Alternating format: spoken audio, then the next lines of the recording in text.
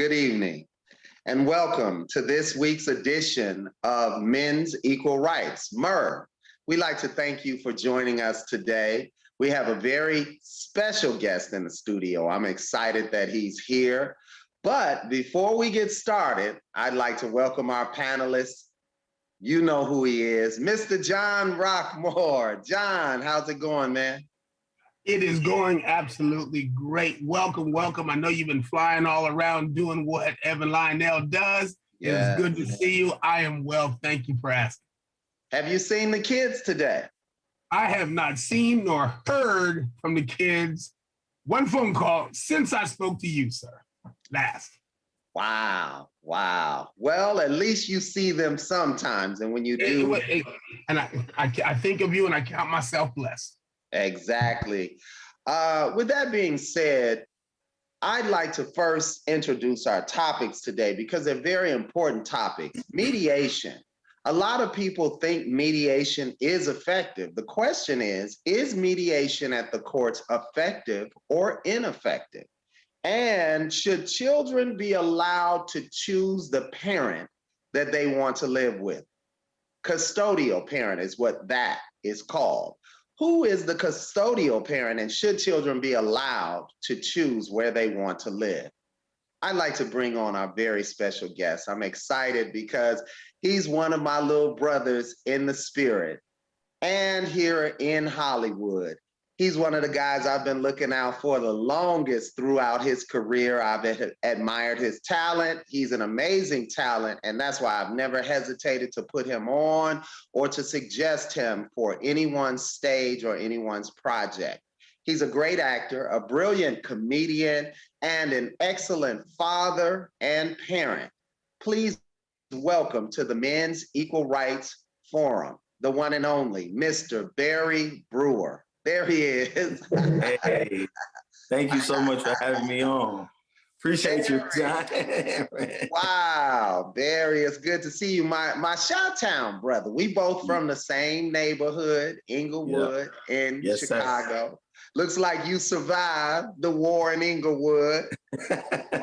Hey, I thank God, man. I've survived a lot of different wars, so I'm grateful to be here. Thank you so much. Yes, and have come out on top. Now, Barry, you know I've watched your work for years. I've worked with you for years. We've done things like a lot of shows together, the whole nine. I've always, anytime I have a show, I put you on. It's when they ask who do you want to bring, in my list is Barry Brewer, among others. In your stand-up is a lot about growing up on the South Side of Chicago. And the other thing that I'm enjoying these days is your sketch comedy. You and Big Jai, and what's the rest of the crew? Let some folks know about that, because that's something that would relieve stress in their lives. I look at it in the middle of the night to relieve my stress. So tell them about that, how they can check that out. Oh, yeah. Well, you can check me out, Barry Brewer Jr. on all platforms. Do sketches, me, Big Jai, Minx. It's a whole boatload of, they call it the whole crew is stupid sketches out. We do all type of sketches. Everybody has their own channel, but we do this one sketch that Evan loves so much. And it's like a series of sketches. It's called When the Whole Crew is Stupid. And it's just about, a play on words in the English language and how that goes. And, sometimes it can be, a hilarious thing. So we play on that and bring some urbanness to it. Urbanness, I don't know if that's a word. Exactly. We bring an urban feel to it and, bring our own personalities to it. And it's a great time, man. But laughter is definitely, it does the soul like medicine. And I'm very grateful for my big bro, and I being blessed with the gifts to bring laughter. So despite the challenges that we go through, it's a blessing to be a vessel to bring life and laughter to the world. So check me out on all platforms, Barry Brewer Jr. I got a stand-up special out on Amazon Prime, my first stand-up special entitled Chicago, I'm Home. It's family friendly as well for the family to watch and enjoy. And thanks so much, big bro, for having me. I watched the special when it first came out. I was so proud. So I was like, what, Barry? Like, I'm turning on the TV and Barry's on. So I watched that and enjoyed it. Had me a little drink, had the friends over to watch it. We enjoyed it. And also your work, I've seen you on a series with Yes. Tyler Perry, one of Tyler Perry's series. What is that? Yes, man. I'm blessed to be on a show called Bruh, Tyler Perry's Bruh. We're waiting for our second season drops May 27th on BT Plus. So yeah, it's a new show that kind of journeys these four men who went to college together and their different life paths, and you get to see their world. And I play one of the main characters with the other three bros. And I'm the entrepreneur who didn't graduate from college, and I'm still living with my mother and just, having a hilarious, and all my friends are successful. One's a doctor, one's a lawyer, the other's a architect. And so, yeah, it's a funny show. So please check it out. Right now, the first season is out on BT Plus. First season of Tyler Perry's Bruh, which is a spinoff of the show Sisters, which is on BT as well. Excellent. Now, with all of this going on in your life, yes, and you're doing well in entertainment, you're a young Black man making money, life is good for you, and your father, and you're married. You're married, and yes, your child was before you got married. So you had fatherhood in place already, but you were going through difficulties. How does one who is this successful as a young man in the game, which is the dream, you live in the dream that all of us strive to live. You're living that. I've lived it. I'll continue to live it. You're living it. How is it possible a good man, a God-fearing man who loves his children, how is it possible that you have difficulty seeing your son? Explain to us what has gone on in your life concerning fatherhood. Well, yeah, without going into too many details, man, I think there's a plethora of factors that has played a big part in that difficulty with my son specifically.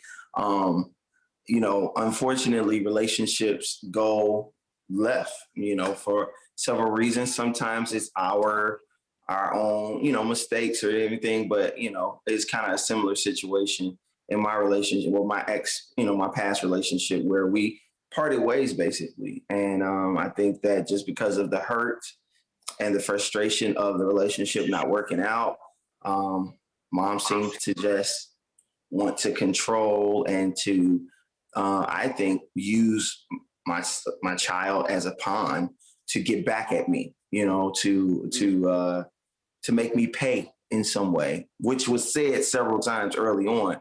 And I think that's the case. I unfortunately think that maybe mom's not that happy in life also, because I don't believe that people that are very happy wants to keep that. I also think that people sometimes are so hurt that they're hurting the very thing they say they love, which is that child, unfortunately. And you said something earlier, Evan, is very true, that the child suffers, right? And I think that's what hurts me the most. Naturally, every parent, mother or father, wants to be with their children. I think loving parents anyway.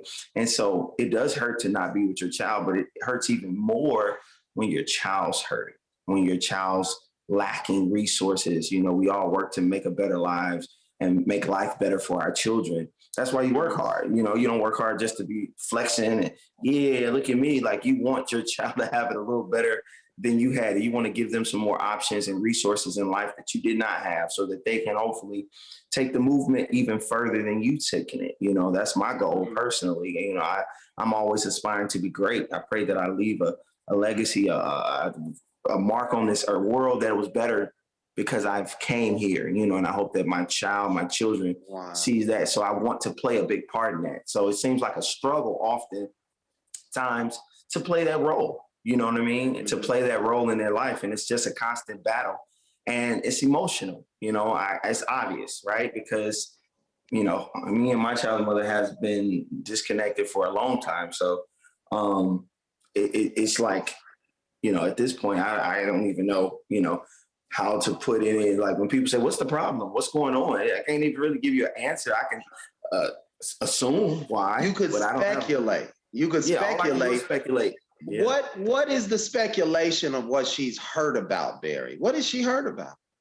Um, I always struggle with sharing this because I seem like I don't think I'm that special, right? I'm like she wanted to be with me. Like I don't want to say that, right? Because it sounds Okay. a little like you think you all that, and that's not at all what I'm saying, right? Because I think she's a beautiful person, look and She is. we I've met have, her.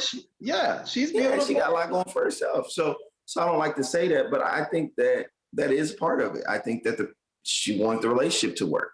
And at the place that she was, it hurt her, that it did not. And I think that hurt or that wound was never truly healed. And I think that our connection to our child is a reminder of what did not work, unfortunately. Right? I think it's a reminder, right? The fact that I have to sit here and converse with you and work things out with you concerning this child of ours is a reminder that what I really wanted to work out didn't work out.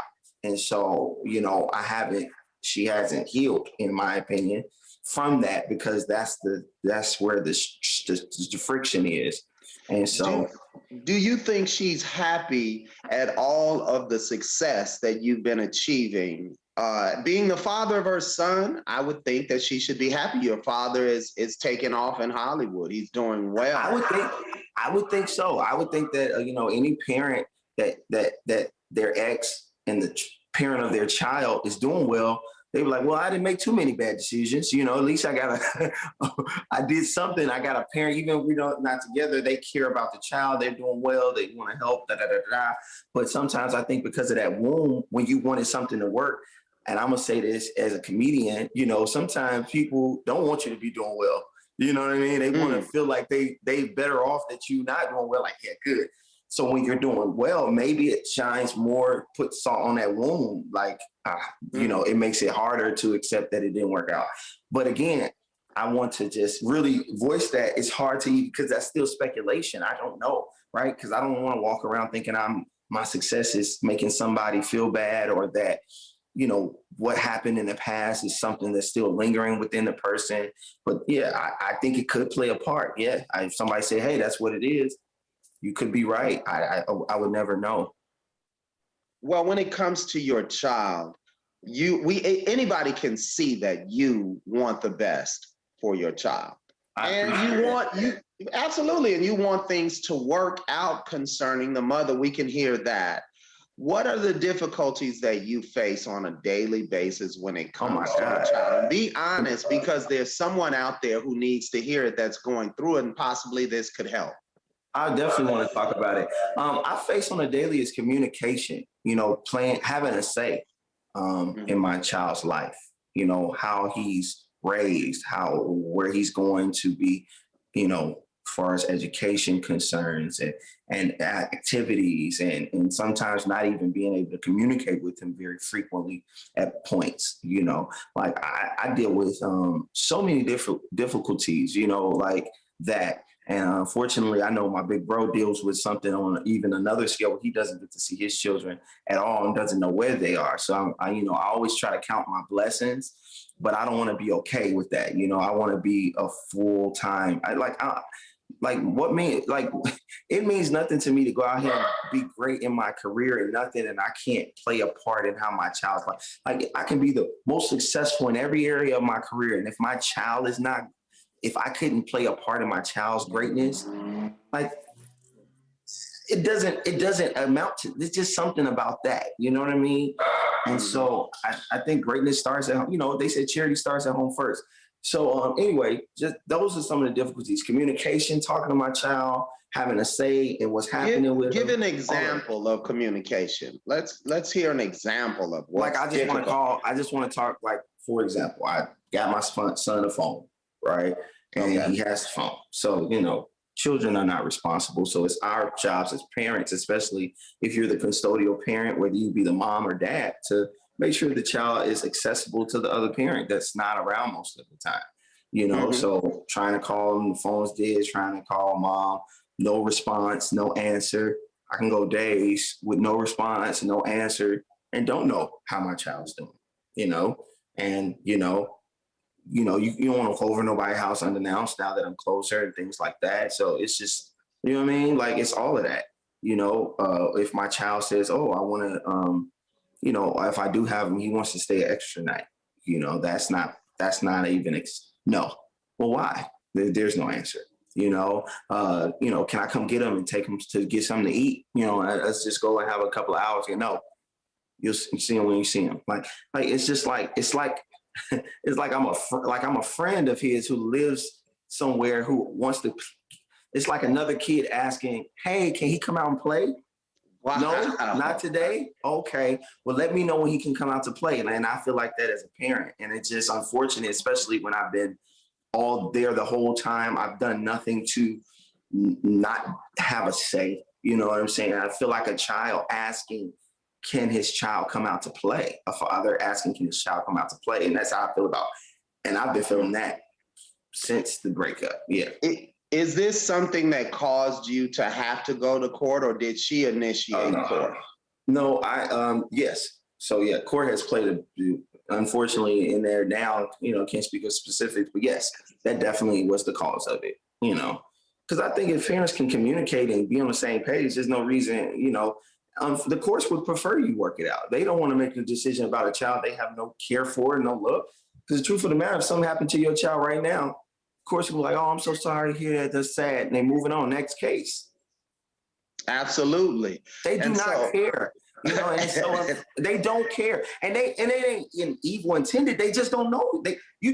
When you see that somebody passed away, you're always sad about it, but because you have no relationship with that person, you don't know how this person looks, you've never had any interaction with that person, there's a disconnect there. So you can turn off the TV and go back to having your life and whatever you were doing and not think again about that person because you had no relationship to them.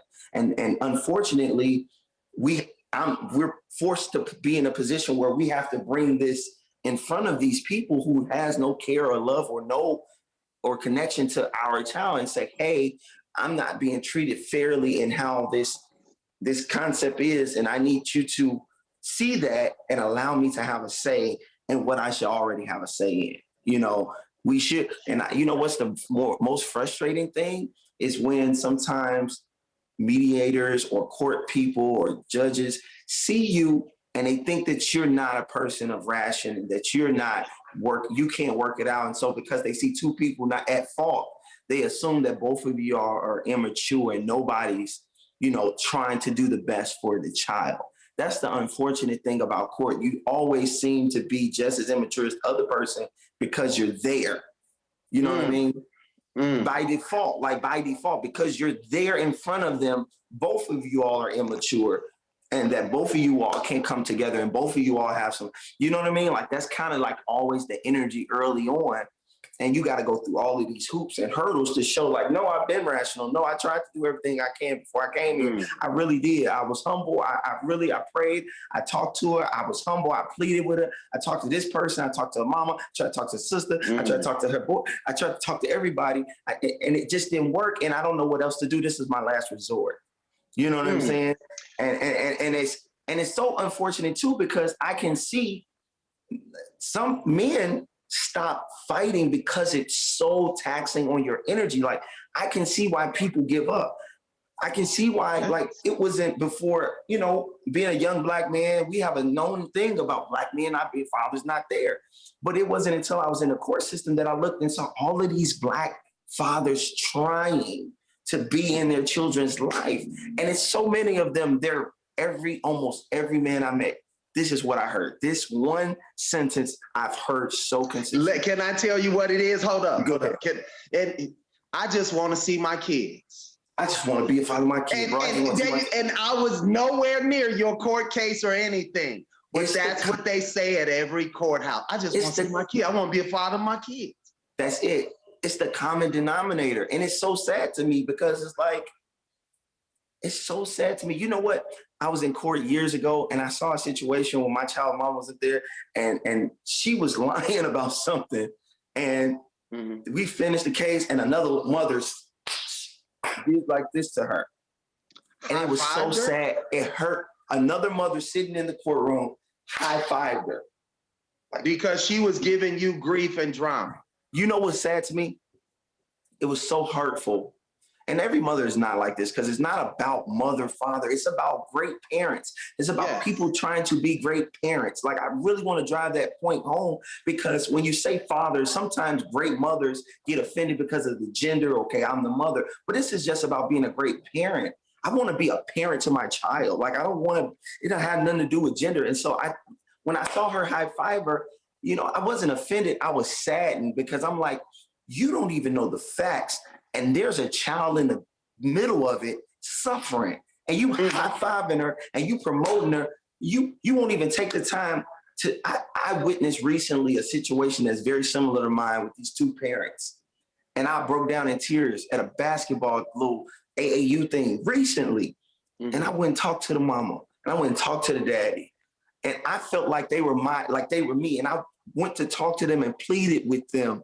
Like, I want somebody to plead for me and my child's mama to work it out. Because I'm like, these babies they don't know. They have, like, whatever your differences is. Like, he may have been a bad boyfriend. He may have been a terrible husband. He is not. You got to understand, you can't use that information to then take away his fatherhood or his parenthood. You get what I'm saying? And I see that often. I had an opportunity to talk to this mom, and I'm so grateful for this mom. She was like very, and for whatever reason, she started to be open to me. And she's like, she called me, we exchanged information. She's like, you know what? Something's tugging on me. Something's tugging on me. And I hear what you're saying. It's tugging on me. And I don't know what's happened to that, but I was just so grateful to see her say, I said this to her, I just like, when that child is grown, whatever happens to that child emotionally and physically, who's responsible for it? And I would hate for time to prove you wrong that what you were doing was not effective and helpful for that child because you are holding such a grudge against the father and what he did in the relationship to you. And so if you had like the perfect scenario, what would it be? Oh my God. The perfect scenario is that we could be good friends, the child mom and I, and really just have no issue. And then when it came to our child, we just like, hey, what's best for him? You know, we're like team child, like what's best for him? Yeah, why is that best? Okay, yeah, that works. Okay, cool, let's do that. Like it's not about, I'm not gonna let you win and I gotta show you I'm the better parent. Like that is truly about what's best for our child and that we can come and bring our brains and our energy together, our both specialties and her family and her side and her husband and whoever and my wife, like whatever greatness has on either part that we can bring it together and give it all to the children that they can be great. That would be the perfect scenario, right? Because the perfect scenario to me, I was telling my wife, I was like, it's not even winning. Let's just say they give me my son. Here you go. You raise them, It's not even the perfect scenario because you still have a part in this. Absolutely. I need you. I can nurture, you know, I think I'm a sensitive guy, right? But you can't be the child's mother. I can't be her. I didn't carry him. It's certain things that you got that he needs, and it's certain things I got that he needs. So he needs us both.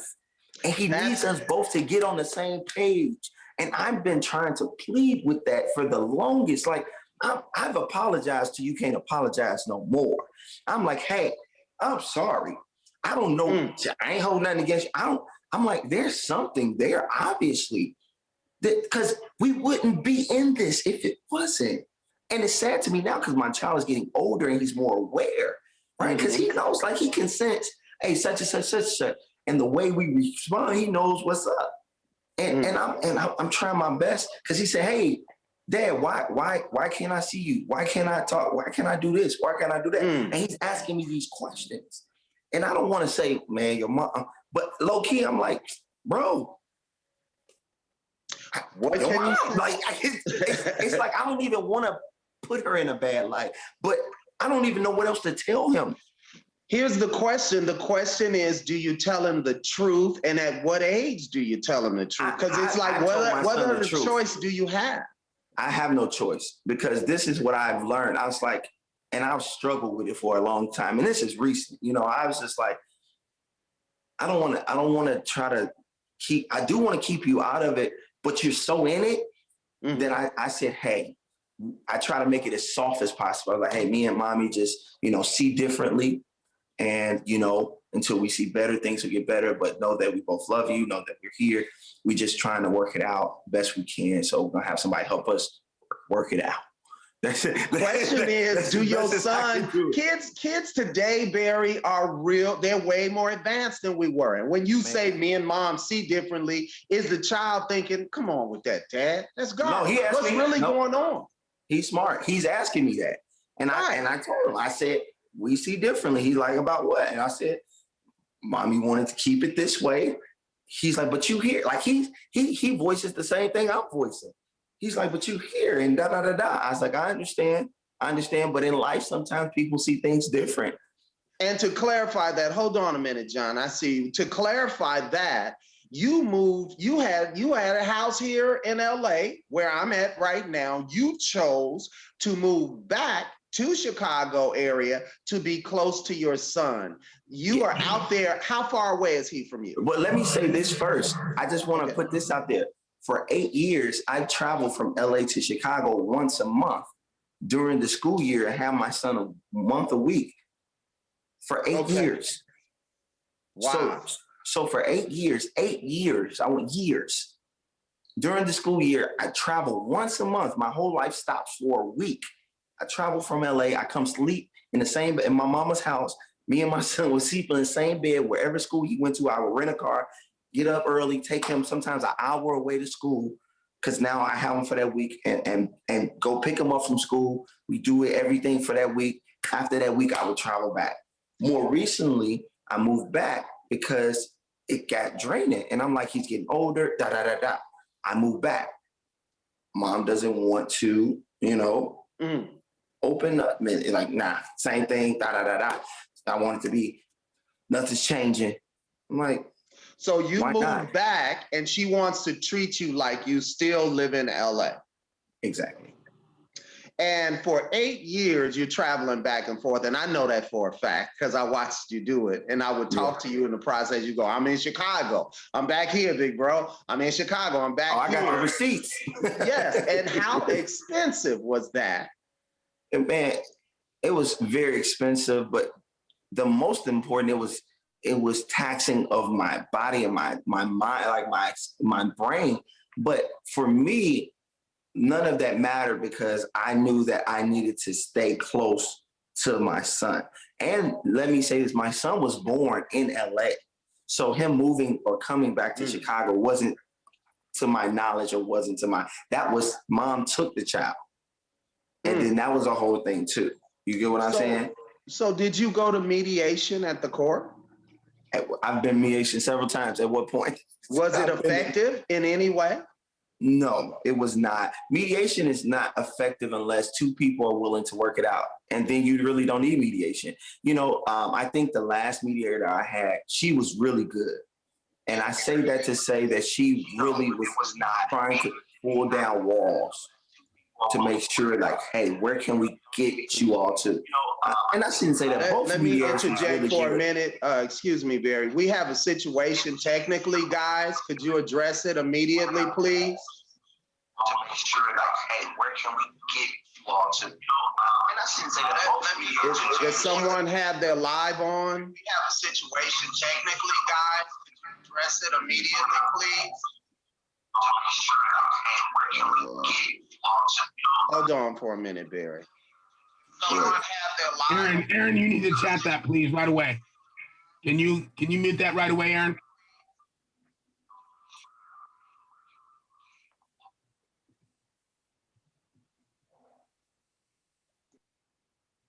Thank you. Okay, thank you.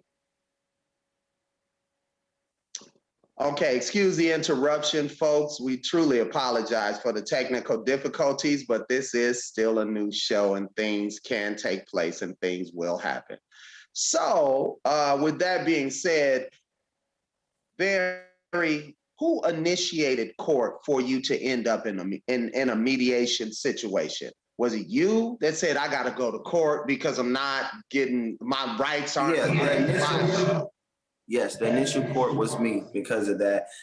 This has been a year. It's been over years that I've been in and out of this process. So the initiation of it, beginning, has been me, from asking, I said my child was taken from, where he was living, which is LA. And born in LA and living in LA. How did she get away with, that's kidnapping. That's considered kidnapping. Did she ask your permission? No. She just took the baby without any. Yeah. She took the baby and said that she was visiting her mom, and never came back. And I was ignorant to the system and didn't file an emergency, filed a regular petition. So it took the length of the 6 months. So wherever a child was born or wherever a child is for 6 months, that is his home state. Now, if a case is filed within that time, that is still the child's home state. I had a negligent judge, or a judge that wasn't very familiar with the UCJEA. UCCJEA is what it's called, which is a uniform jurisdiction custody code, basically, that exists around the country, that kind of keeps parents from doing exactly that. Like, a parent can take a child, kidnap them, hold them for 6 months in another state, and try to make it that case so that they can have the case in their backyard, wherever they decide they want to set up. Now, when I went to court years ago for that, basically, on file, I won an appeal, actually, by myself, because the judge denied and said the home state was not where it was. I asked for a motion for reconsideration. He denied that based on some other factors. I then filed an appeal, had to go through a whole year with the appellate court, won the appeal. The court brought the case back to Los Angeles, which is all public records. And that judge denied the home state based on some other factors. And my lawyer, who I didn't got at the time, amazing lawyer, said, hey, you would win this again if you went to the appellate court, and they would give you jurisdiction back in Los Angeles. He said, but that's a whole nother year of you fighting, not seeing your son, You could just go to Chicago and fight it. So those are your options. You can go fight for where you want home state to be, or you can just go fight in Illinois. So I chose to go fight in Illinois, given that my family is still here, and, I have, roots here. So, I can get quicker results, because working at the appellate level was on one fact of where home state was. So that would take a year. And then you now need to file a case for then the trial to start moving on the actual issues of custody and visitation and so forth and so on. So then that would have took another year. So it would have been almost 2-3 years of me not really being able to see. And what's to say you would have gotten a judge in California that was not biased or fair, just a fair judge? That's hard to find as well. So the fact that you took it to Illinois, I commend you. You decided to accept that she took your baby to Illinois, took your son, and a case was there. And here you are, a father, begging strangers to see your own flesh and blood, your own son. It sounds like you were pleading with him. I just want more time with my son. That's what mediation is all about. Why didn't mediation work for you? I'm gonna tell you why mediation working, but let me tell you what one judge told me. He asked me, this is the craziest question I've ever heard. A male judge asked me, why do you want to see your son? He said, why do you want more time with your child? He asked me that. I was so blown away. I didn't even know how to answer that. Why? I'm like, because he's my child. Like, are you exactly? Ask any parent, ask a mother, why do you want to be with your, like, when he asked me that, I didn't even know how to respond to them. Like, I'm just like, at this point, I was lost for words. I don't even know what to tell. Why do you love your child? Why do you want, like, that's a question because that's just not a question I think a human would ask another human. You know what I mean? Why do you want to live? I have a lot of reasons why. Like, that's that question. Like, why are you asking me that? But anyway, you were asking me why didn't mediation work? Yes. I'm trying to speak very general. Mediation didn't work because I don't want to sound biased. I don't want to say because she didn't want to. No, we don't bash people on the show. We just tell the truth, Barry. It is what it is. It's not about bashing. And let me say that right now, M.E.R does not bash anyone. We bring on women we bring on anyone. We just want them to tell the truth. What is the truth? The truth is that what I believe is fair, mom didn't think is fair. Mom didn't see it the same way. She wanted. So give an example. Can I just be clear? I'm gonna just say what I feel. Mom wants to control everything. Mom doesn't want to share control because then she doesn't have control. Mom can't use the child as a pawn if there's equal say. Now, by law, there is equal say. Like I have equal say on paper by judgment. But you have 50-50 custody? I do, but I don't get to it. I don't get to express it. I don't get to I don't get to exercise it. Right. I'm alienated from my rights. Wow. As a parent. I literally am. Like I don't get to say where and how my son goes to school and activities. I don't get to say, like, it's an argument. And because the child is with the other parent more of the time, what can I do? I have But if you have 50-50 custody, how is the child with the other parent more than you? Because I wasn't living in the state. I wasn't living in the state. And so because I didn't live in the state. Because she took the child to Illinois. Home state, remember, they gave them home state. So when you got home state now, so now it's a harder thing to say, now I have to go and argue, well, he really supposed to be back there and I need to take him from his mom and take him back. That's a harder struggle now. So now that put him with mom more because dad was still in LA.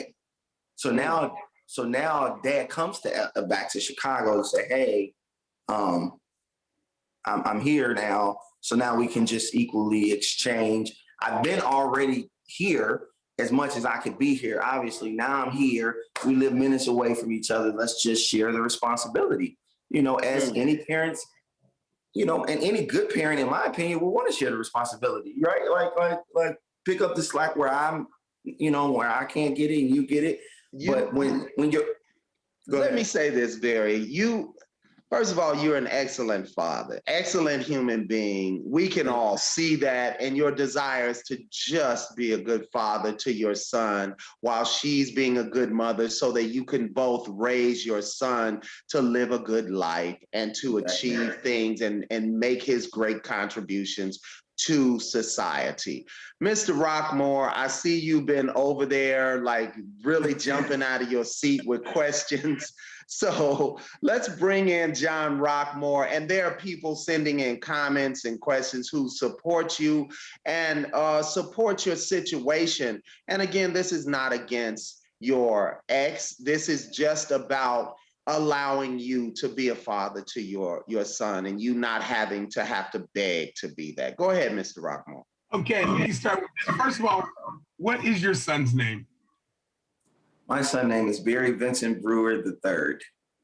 Barry Vincent Brewer III, you are a lucky, lucky child. Your father loves you so, so much. You get a chance to see this. You need to know this. I don't even know where to start with you. Number one, let's start with you standing outside with your baseball bat and your glove. Can Barry come out and play with me? No. You know his daddy ain't right, so he can't come out. That is sad to me, but absolutely funny when you actually picture it. You with the same hat on, trying to see your son standing outside in the backyard with your baseball glove on, because that's how you made him feel, like a child going down the street to their friend's house and mom don't like you. So that's absolutely sad. And it's obvious something that John has experienced as well, because I could see when you were saying it, he was identifying with it. And there are many fathers out there going through this same struggle. And that is why we do the forum in the first place. That is why we have come together. So please join Men's Equal Rights forum, please join, like, and share and subscribe to the YouTube channel as well, because there are many fathers and mothers going through this same situation. Yeah. And it should just be, let's just take care of our child the best way we both can. I like the life is hard enough. Go ahead, Mr. Rockmore. Yeah. For sure. Now, right at the top of the show, you had said, you were saying, hey, I'm not all that, but the relationship was hurtful, and it's some of the things that you had said kind of brought what we do and how we talk to people. It brought a full circle, because often we hear about once the mother, again, we're not bashing, but in this case, the mother is so upset about the relationship that somehow it seems to just overshadow the love for the child, because their heart is hurt. Yeah. They don't seem to understand that this is going to hurt my child. And they'll say, I love this child more than oxygen, but he hurt me and he's got to pay. And I've seen many, many times where the child is used as a pawn. No, you cannot see your son. And sometimes if you get in an off argument, that'll be the thing that comes out of their mouth. You'll never see your son. And you're kind of like, whoa, how'd it get that bad? So yeah, that hit home. Yeah, it's dead on. It's dead on. It's so crazy how consistent it is. That's the saddest part about it. It's almost like we can talk to 100 men, and I would believe like 98 or 99 of them will have the exact same story. But I'll tell you what I wouldn't see. And this is giving me chills. It broke my heart. You had a woman high-fiving her? High-fiving her? Yes. Because of, and listen, let's don't even talk about how many laws were broken with no repercussions whatsoever to steal the child and leave. Because if you stole your son, if I stole my son, if Evan went and got his children and said, you know what, I'm gonna go for a visit and not take come him back to the next state. Yeah. And not come back, he'll be doing this interview through a plate glass window, probably in Chicago. Yeah. Oh yeah. In jail and still just with a desire to see my children, but that's how the system is treating men. That's why this forum is important. And people are like writing in and saying they are shocked that a judge would say to you, why do you want to see your son? They said that. I am not exaggerating. They said that. And let me say this. And I know you all probably, Evans being a spiritual guy, spoke on this. I understand that there's a deeper spiritual issue here, right? As we look as African-American men and look at the history of time, the man has been intentionally trying to be snatched out of the home. We understand what a man means to a family. We understand what a father means to a community. Fathers mean to communities. And so it's unfortunate that it seeps right into the custody world, right? So as a father, it's some underlying there, right? When that man said that to me, he wasn't talking as a father, as a parent. He was looking at me as something else that I don't even know what it was, right? And it's unfortunate and it's crazy because this really happens. And I mean, and it's people that look just like me and you doing it. And you like, you would think that they would care a little more because they know the scarcity of us and where we are and how important it is for us to be there. And any man willing to spend his energy, his time, all his resources to be present in his child's life, unfortunately should mean something. And maybe I'm talking bias right now, but I just think, and when I look out in the world, I see people not caring. And if I see somebody in front of me that got an attorney and spent money, I'm just a little more open and considerate of what they would have to say, and it makes me question the morals of where a judge or lawyers and the morale of them, these people who hear and choose to do family law. I would think that your morals is to help, is to build families, is to be a representative to help families to get to great places. I love this one lawyer I had. He was a Los Angeles lawyer. Mm-hmm. And he said, listen, unless you really care about this child, I'm not representing you. Mm.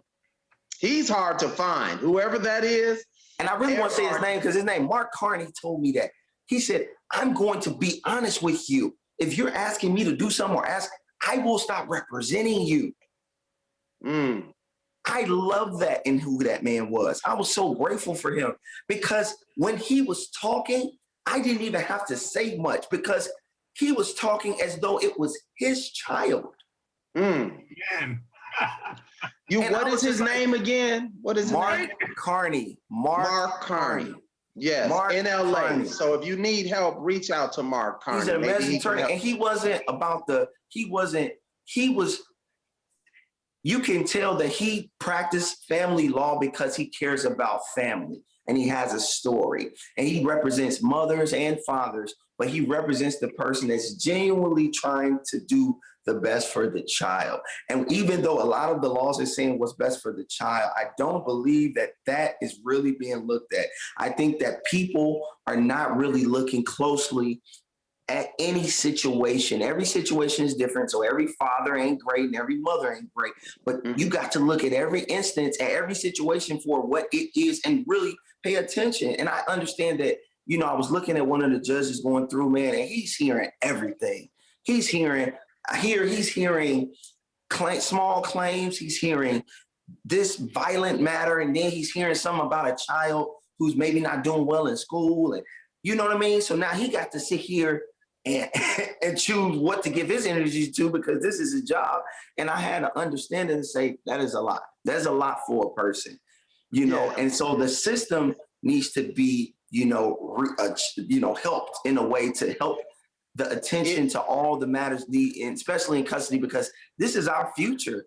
Your child, my child is our future. And if they don't get the proper attention, whether you think we just tripping or not, if nobody's really attentive and looking at the details, time will show who was really paying attention.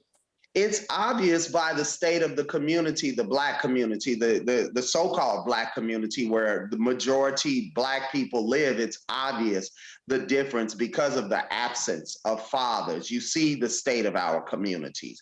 It's in disarray. Yeah. Any Black community you go to, it's in disarray because in large numbers, fathers are absent. And I don't care what anybody has to say. I'm from the Black community, grew up in it, just left it, been there, go there. I'm there all the time. And there's a great absence of fathers in our community. That's why anybody can come into the community and do whatever they want to do to us because there is an absenteeism of fathers and strong Black male figures.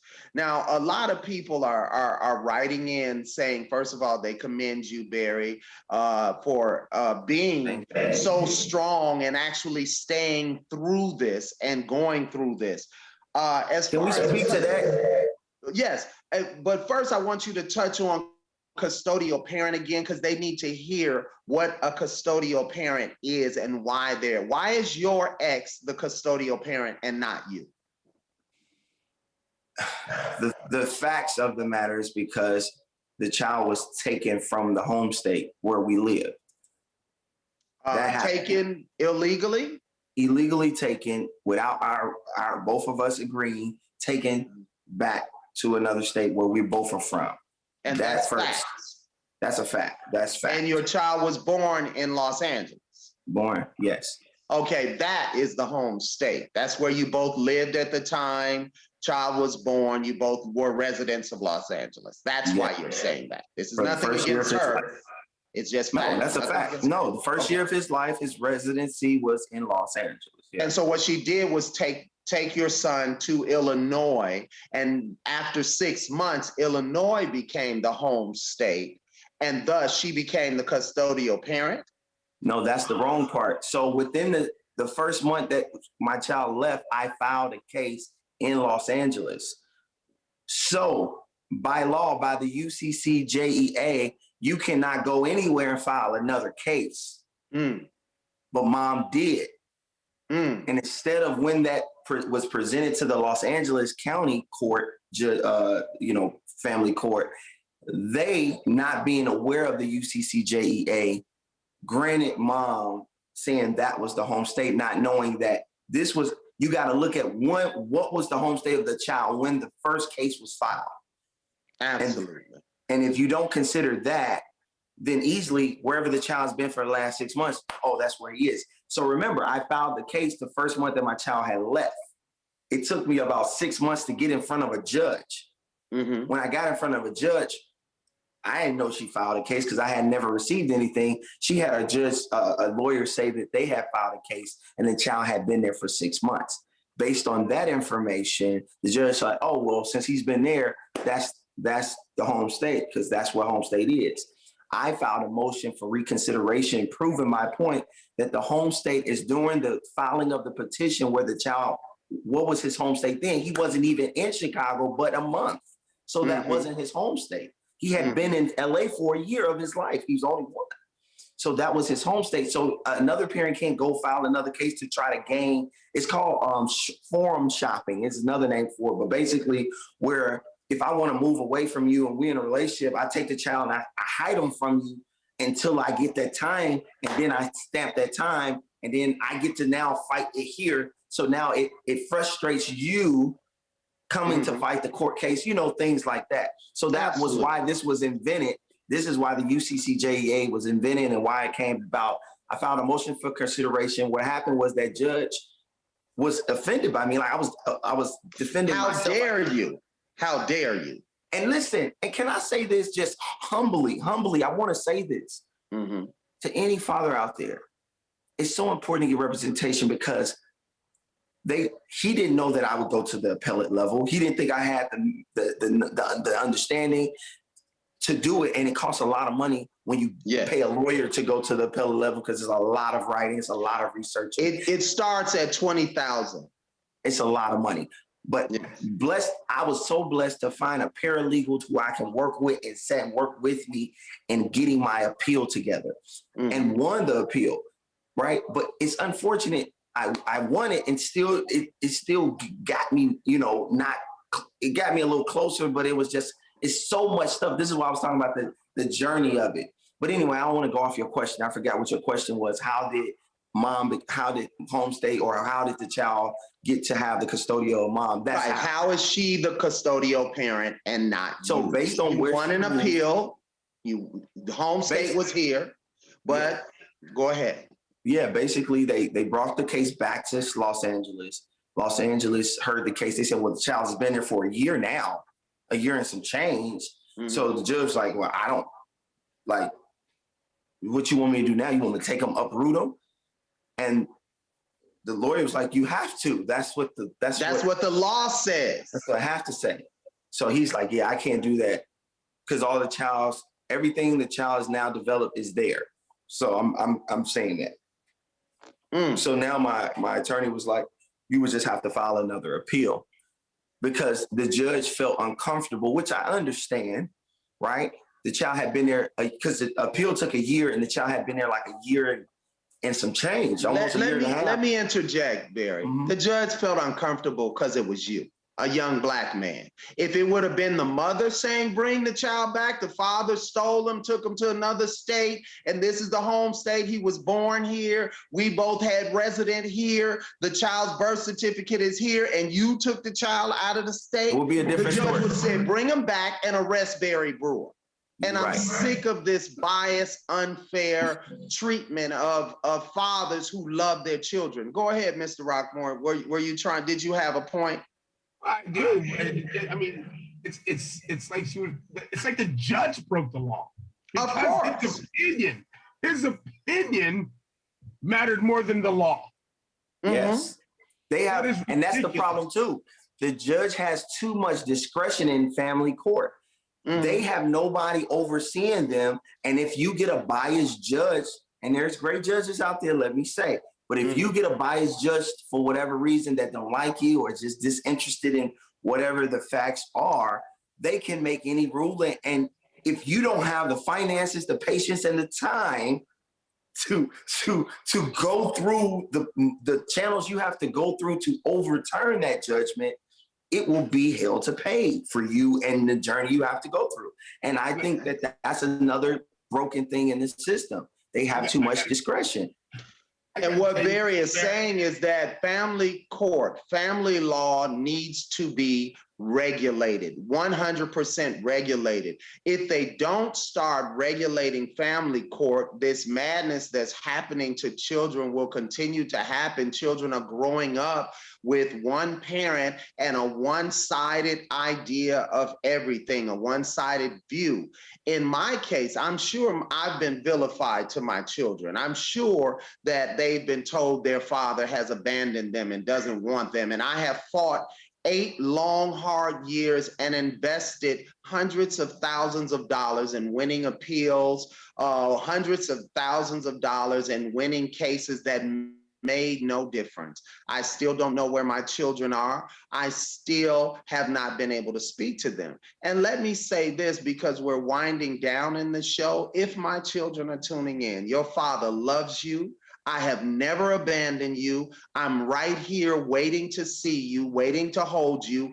There's never been a case against me concerning your mother. I've never harmed your mother. I've never been charged with anything. I've never been to prison about any of that. I don't have any other children outside of my marriage that I've chosen over you. None of those things are real. What is real is your father loves you dearly and wishes he could see you every day, all day, like I was seeing you before the courts got involved and before crooked attorneys got involved. In Barry's case, he gave the other side, which is he had a good attorney that said, if this is not about your child and you don't love your child, I'm not going to take your case.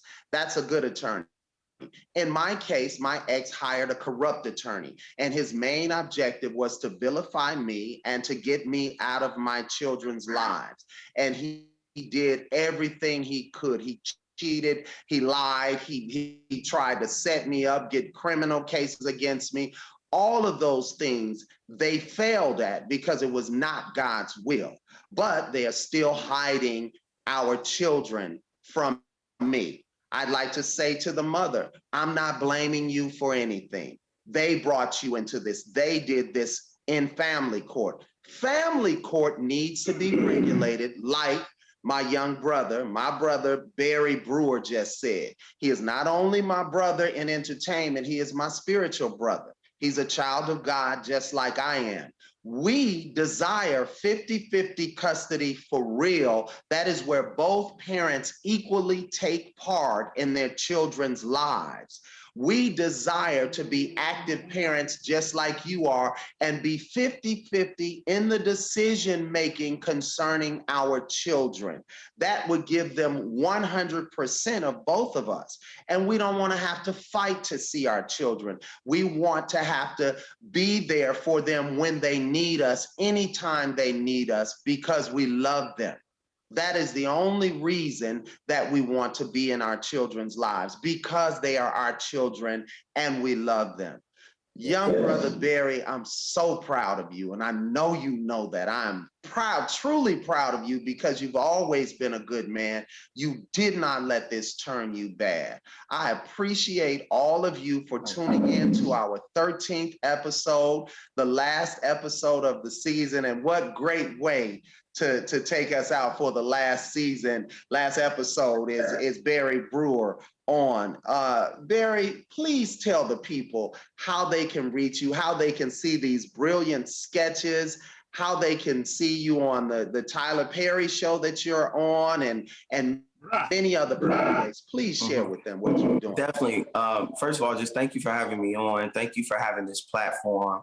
I pray that it brings families together. I pray that it gives parents that's maybe on the other end of the spectrum some insight into the hearts of the other parent that just wants to play their role in the child's life. I pray it brings families together and heals some wounds that's been, there. And I pray that, this does some good. I pray some fathers you can be reunited with their children. I pray to God that Evan, you see your children. I pray to God that mothers that's not being alienated from their children, that they get to be together.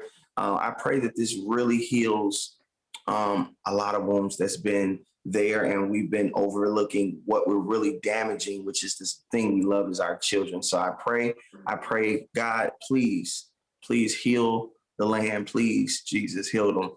And so it's emotional because, man, we love our kids, man. And we want the best for them. And we don't want to continue to fight with the other parent. Like, it ain't even about that, like we want them to win. We want them to succeed. We want life to be great for them too. Right. Absolutely. So thank you so much for having me on. I'm Barry Brewer Jr. on every platform. I'm on YouTube, Instagram, Facebook, Snapchat. It's so many stuff. Just look my name up, please, if you care to follow me. I'm a comedian. I do sketches, stand-up comedy. Again, my special is out. Chicago, I'm home. Please check that out. It's family friendly. I'm on a new show, blessed to be on it. Tyler Perry's Bruh, the second season premieres May 27th.